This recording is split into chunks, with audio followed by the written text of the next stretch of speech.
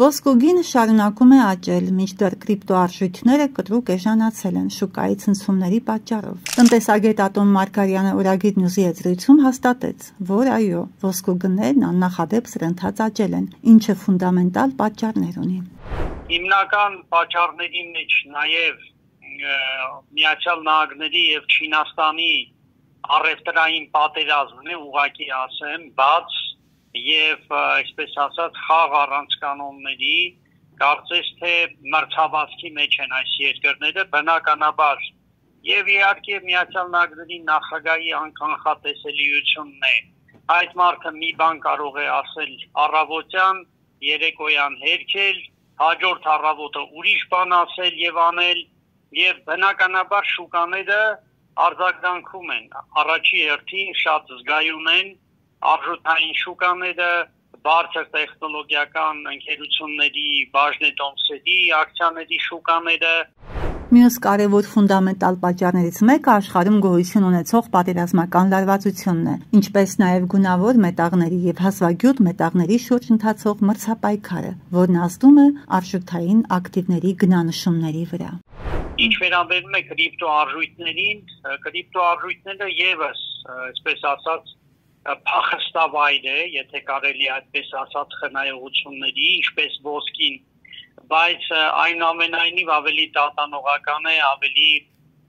անկանխատեսելի է, թեև երբեմն էքսպերտները կրիպտոարժույթները համեմատում են ոսկու հետ, որպես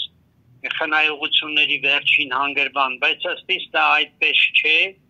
որովհետև թվային արժույթները այնուամենայնիվ ճիշտ է, խիստ սահմանափակ քանակությամբ շրջանառվում են, նկատի ունեմ առաջարկի սահմանափակությունը, բայց այնուամենայնիվ այն իր մասշտաբներով եւ իր ազդեցությամբ չի կարող մրցել ոսկու հետ։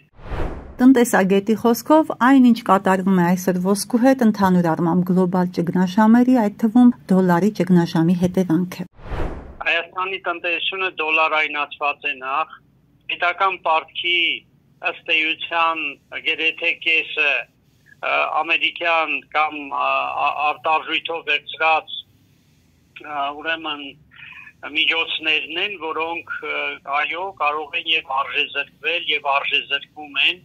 այն մասով, որքանով ներդրված են թե ամերիկյան գանձապետական արտատոմսերի եւ թե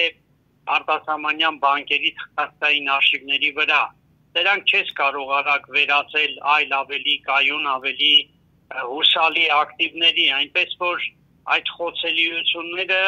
այս իմաստով ազդեցությունները այս ֆինանսական ցնցումների մեր կարգի տնտեսությունների համար անխուսափելի են։ Ինչ վերաբերում է քաղաքական մասին, Ատոմ Մարգարյանը նշեց, որ խնդիրները բազմաթիվ են։ Դրամավարկային քաղաքականության եւ բյուջետային քաղաքականության մասով մեր տնտեսության խոցելիությունը կառուցվածքային, այսպես ասած, ձևախեղումների մեջ է։ Հիմնարար, այսպես ասած, մրցունակությունները, եթե նայենք ոլորտային, ապա առաջի հերթին դա հանքարդյունաբերության